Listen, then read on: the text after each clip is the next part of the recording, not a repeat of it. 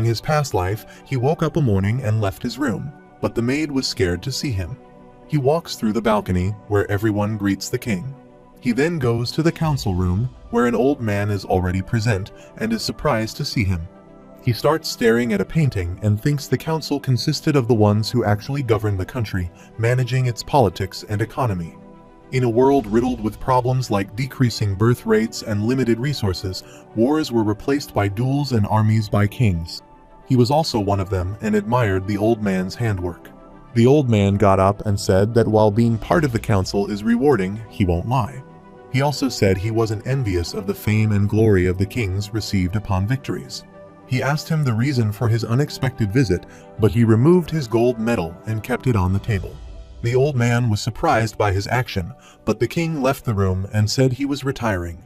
He spent his whole life for the sake of being the strongest, but he couldn't find peace.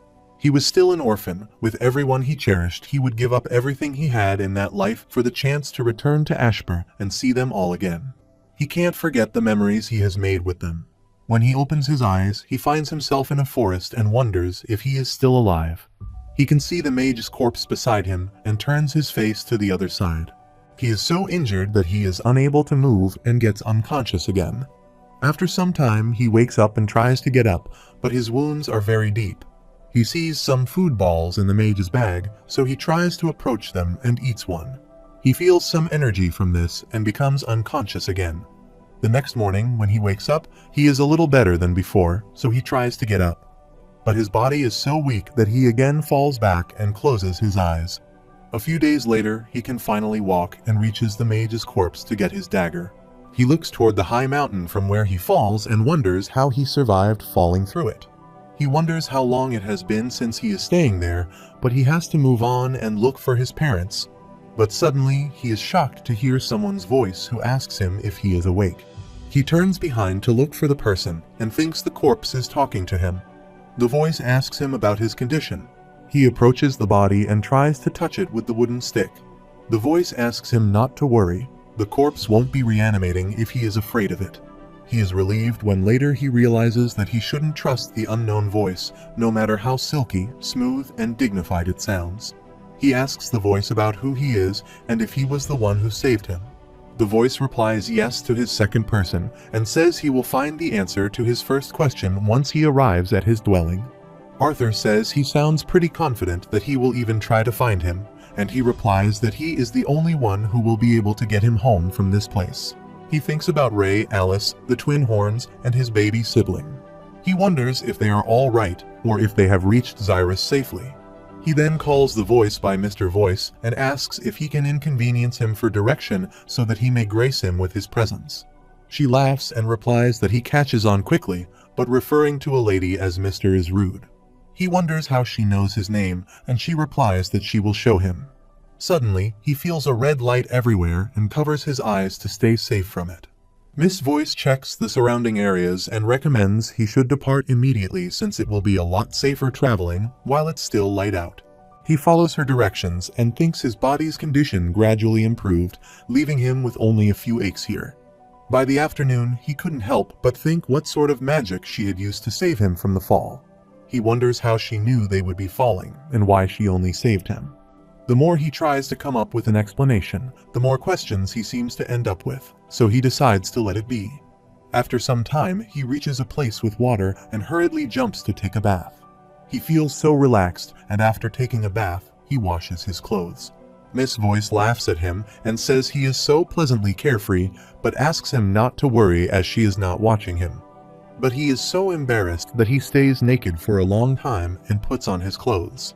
Miss Voice apologizes to him for startling him, and he starts his journey. He drinks water and eats some food. Since he fell off the mountain towards the east, so he must be near the elves' domain, but he doesn't see any of the fog that the forest of Eleshur is known for.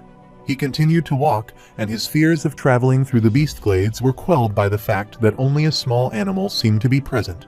However, he is surprised that he hasn't seen any mana beasts with how rich this place is with mana. It is regrettable that he can't stay and absorb some of the mana, but he should hurry. He needs to get back to his parents since, with his mother pregnant, the stress of his potential death might even endanger the baby inside her. He also needs to know if they are still alive or not. After some time, Miss Voice is glad that he was able to make it there safely, and he thanks her for helping him out. He shakes his hand with a rock, thinking it is Miss Voice. She tells him that she isn't a sentiment cluster of stones, and he will find her within the aperture. He can see a light coming from a rock and enters there thinking about his parents. He enters the rock, and Miss Voice instructs him to watch his steps. He steps on a rock, but it cracks and makes him fall toward the ground. He falls toward the bulk of light and soon strikes the ground at a weird place. He gets up, thinking she should have warned him that he would drop 2 stories down. He gets up and tries to walk, but this time he falls from some stairs and is shocked to see the thing in front of him. She looks like a monster and is glad to see Arthur in person, but he is shocked. She then walks toward him, and Arthur seems so scared of her. She asks him to close his mouth.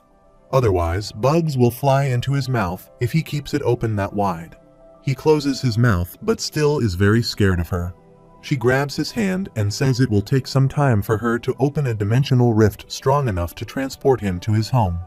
She shows him many special plants that will be able to nourish him until then, and he is calm and thanks her for his help. He grabs a plant, thinking it looks fine, and can see his reflection in it.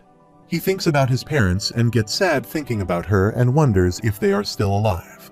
Suddenly, he gets scared when Miss Voice appears behind him and asks him to eat another fruit that tastes better. He then sits with her, eats a fruit, and asks her if she has a name so he can address her. She tells them his name is Sylvia, and he asks her permission to ask some questions. She allows him, saying she may not be able to answer everything. They start their conversation, and with his initial fear of Sylvia's appearance slowly fading, he begins to ask her all of the questions that have been on his mind since waking up from the fall. He asks her where this place is, why she is there all alone, where she came from, and why she saved him, and many more questions of this type. She answers his first question, which is easy enough, and reveals that this place is a narrow zone between the Beast Meadows and the Forest of Eleshire. No one knows of this place because she has been warding off anyone who comes close, although those cases are rare in the first place. Arthur is the first to enter into this domain, and he says she can call me Art since his family calls him by this name. Sylvia says she will also call him Art from now on and gives an answer to his second question, saying that she is here all alone simply because she has no one left to be with. She has many enemies who desperately wish for something that she has, and her last battle with her enemies before she was able to escape left her with this wound. She saved him because his courage and sacrifice moved her, or perhaps she had simply grown lonely. After that, she gets up and apologizes to him for the night, saying that her wound festers and that she must be in good condition when she works on the dimensional rift tomorrow. He says her good night, and as the fearsome figure clad in dark armor walks away, he can't help but think how lonely she is. She also tells him that her sight is unable to reach exactly where they have gone, but his family and friends are safe.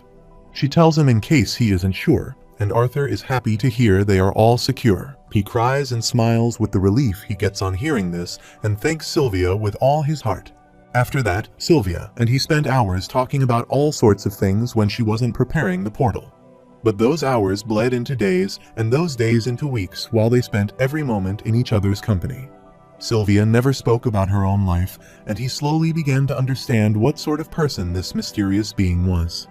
In this time interval, he meditates his core and thinks Sylvia is the living embodiment of the phrase, "Don't judge a book by its cover." Contrary to her trauma-inducing appearance, she was kind, gentle, patient, and warm. She calls him and asks if he wants to eat the fruit since they are particularly savory and rarely grow elsewhere. Art thinks she reminds him of his mother because she is gentle and kind to him. She also firmly scolds when he is wrong, and he just remembers something unpleasant. There was a time when he had expressed his animosity toward the bandits, and they deserved worse deaths if any of them made it out alive. He is determined that he will hunt them down, but Sylvia flips him with her finger and throws him away. He gets up and asks why she did this to him and says he is not wrong in that those bandits deserve death. She chose not to save the mage he fell with for the same reason. However, letting his heart cloud with hatred and vengeance like this will only cause harm to himself. She asks him to continue proudly with his life with his gaze forward. He will encounter misfortune again, but shouldn't let grief and rage corrode his mind. She instructs him to learn from them and face the future with a smile, because only then will he be truly victorious. She then affectionates him and asks him if she flicked him too hard and if it feels too hurt. Being lectured on morals and life by a figure that appeared to be the epitome of evil had oddly stricken him deeply. When he hears Sylvia's voice, he is lost in his thoughts, and she asks him why he isn't eating the fruit. He smiles and says he is fine and starts eating the food. He observes that her wound is getting worse, and she asks him not to worry because this wound festers from time to time. She states that she understands that humans usually awaken around 12 or 13. She asks him how he formed his mana core and utilizes mana more efficiently than many full-fledged mages. He brags and says his parents said he is a genius, and she says then perhaps she will be able to learn it. She asks them to meditate and absorb mana while moving and probably while fighting if he is good enough. She gets up and shows him her mana, and Arthur asks her how she did that. She states that humans have a very linear mindset in regard to mana, and he has to start with a small portion and mindless movements and work his way up from there. He follows her instructions and says it is easier than done. She exclaims that mana beasts learn to do this naturally, but since humans usually awaken much later, their bodies can't multitask. Considering the latter fact doesn't apply to him, and if he practices hard enough, then he should be able to succeed. Arthur smiles and says he will do his best. After that, he worked on the technique, and Sylvia worked on the dimension portal. Suddenly, he loses his balance and falls to the ground. He thinks practicing this skill to its fullest essentially meant being able to fight proficiently while still maintaining a steady inward flow of mana. He moves his wooden sword with the flow, and mana flows through his hands and arms. He is happy and tells Sylvia that he did it, but is shocked to see that she is lying on the ground unconscious. He runs toward her to ask what has happened to her, but his feet touch her blood, which has spread all over the ground. He tries to move her using his mana, but she is so heavy that he can't do this. He is shocked to see that her wound has gotten worse so quickly. Meanwhile, the portal has opened, and he realizes that her condition has worsened due to the portal. He remembers the good times they spent together and is disappointed that her wound is worsening because she is creating the portal. He starts crying because she did this all because of him, but she hears her voice saying he is irresponsible. But he starts crying to see that she is dying for him. After that, he cried longer than G cared to admit. He cried for the first time like the child he was on the outside.